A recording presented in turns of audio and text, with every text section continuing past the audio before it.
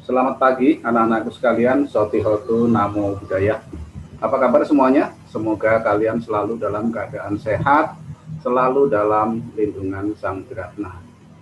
Anak-anakku sekalian, jumpa lagi di pelajaran Pendidikan Agama Buddha dan Budi Pekerti. Pada pertemuan kali ini, kita akan menyambung bab 6 ya, tentang Pancadharma. Namun sebelum kita masuk ke materi pembelajaran, tak lupa selalu saya mengingatkan kepada kalian semua agar tetap selalu mentaati protokol kesehatan, mencuci tangan di air mengalir menggunakan sabun, kemudian jangan lupa memakai masker apabila kalian mau bepergian dan tetap harus menjaga jarak. Anak-anakku sekalian, kita masuk ke materi yang bagian pertama, yaitu A. Pancadhamma. Jadi Pancadhamma itu adalah 5 kebajikan yang merupakan tindak lanjut dari Pancasila. Jika Pancasila itu bersifat pasif, nah Pancadharma ini adalah bersifat aktif. Artinya apa? Kalau kita diam saja, tidak melakukan apa-apa, ya kan? Itu kita sudah melaksanakan Pancasila. Kita menghindari pembunuhan, menghindari pencurian dan seterusnya. Itu kita diam saja itu sudah melaksanakan. Tapi kalau Pancadharma ini actionnya, ini aktifnya, di mana kita harus melakukan sesuatu, gitu. Seperti kalau menghindari pembunuhan, maka kita harus aktifnya mengembangkan cinta kasih seperti itu ya. Kita lanjut untuk Pancadhamma yang pertama, yaitu Metta Karuna. Metta Karuna adalah cinta kasih dan belas kasih terhadap semua makhluk. Nah, di sini dicontohkan Buddha sendiri saja mau merawat biku yang sedang sakit. Artinya apa? Buddha menunjukkan cinta kasih dan belas kasihnya yang luar biasa. Gitu. Begitu pula kita sebagai siswa Buddha, hendaknya kita juga dapat mengembangkan cinta kasih, belas kasih kepada semua makhluk. Gitu. Kemudian yang kedua, Sama Ajiwa. Sama Ajiwa adalah pencaharian benar. Nah, anak-anakku sekalian, dalam berkehidupan tentu kita tak lepas dari yang namanya mata pencaharian, terutama untuk saat ini adalah orang tua kita. Tentu di dalam bermata pencaharian itu ada hal-hal yang harus diketahui, yang harus dipahami apabila ingin melakukan pencaharian sesuai dengan ajaran Buddha. Yang dimaksud dengan pencaharian benar itu adalah pencaharian yang tidak mengakibatkan pembunuhan misalnya ya. Jadi mata pencaharian yang dimiliki itu adalah jauh dari yang namanya pembunuhan, baik makhluk apapun itu. Itu adalah salah satu bentuk dari mata pencaharian yang benar. Kemudian pencaharian yang wajar, yang baik dan benar, bukan hasil dari mencuri, merampok ataupun mencopet.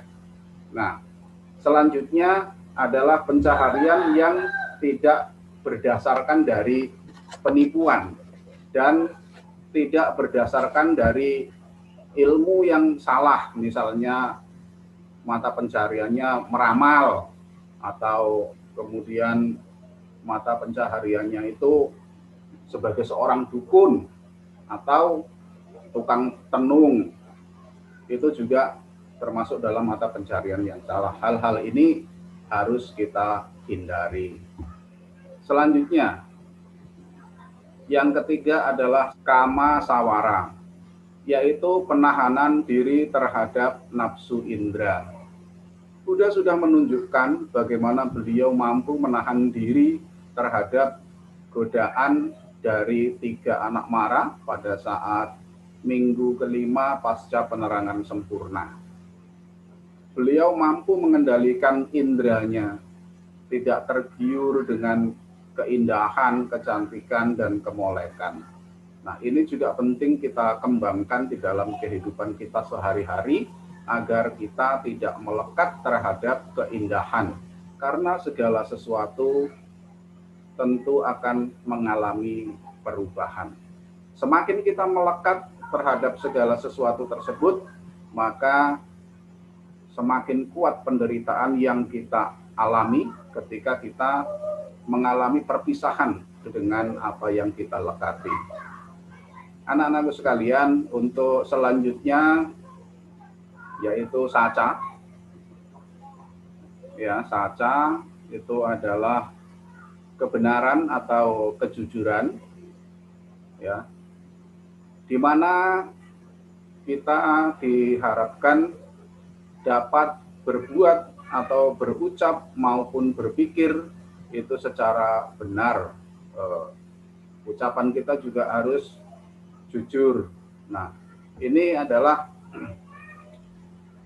tindak lanjut dari sila yang keempat dalam Pancasila Buddhis, yaitu menghindari dusta atau menghindari bohong. Maka yang harus dikembangkan adalah saca, kejujuran. Terkadang sesuatu yang akan kita sampaikan itu mungkin pahit bagi orang lain, akan tetapi itulah bentuk kejujuran yang memang seharusnya kita latih dari saat ini. Nah, untuk mengembangkan kejujuran ini juga tidak mudah. Buktinya di dalam kehidupan sehari-hari kita masih sering berbohong ya kepada orang tua maupun kepada guru, mengatakan bahwa hari ini akan mengumpul tugas, tapi ternyata tugas ditunggu-tunggu oleh guru pun tidak kunjung datang. Nah, ini juga salah satu bentuk kebohongan yang harus dihindari. Selanjutnya, yang terakhir adalah sati sampajana, yaitu kesadaran benar. Perlu kita mengembangkan kesadaran benar di dalam kehidupan sehari-hari, sehingga hidup kita akan menjadi lebih bermanfaat. Menghindari mabuk-mabukan, menghindari mengkonsumsi makanan yang menyebabkan lemahnya kesadaran, itu bertujuan untuk mengembangkan kesadaran, sehingga apabila kesadaran kita benar, maka kita dapat berpikir secara jernih, sehingga setiap perbuatan atau setiap tindakan yang kita lakukan itu adalah tindakan-tindakan dari keputusan-keputusan yang penuh dengan kebijaksanaan. Dengan demikian, maka hidup kita akan menjadi lebih berkualitas dan kita dapat mendekatkan diri terhadap tujuan akhir dari kehidupan kita, yaitu pencapaian nibbana. Anak-anak sekalian, kiranya itu pertemuan kita kali ini. Mudah-mudahan materi kali ini dapat bermanfaat bagi kita semua. Akhir kata, Sotihotu Namo Buddhaya.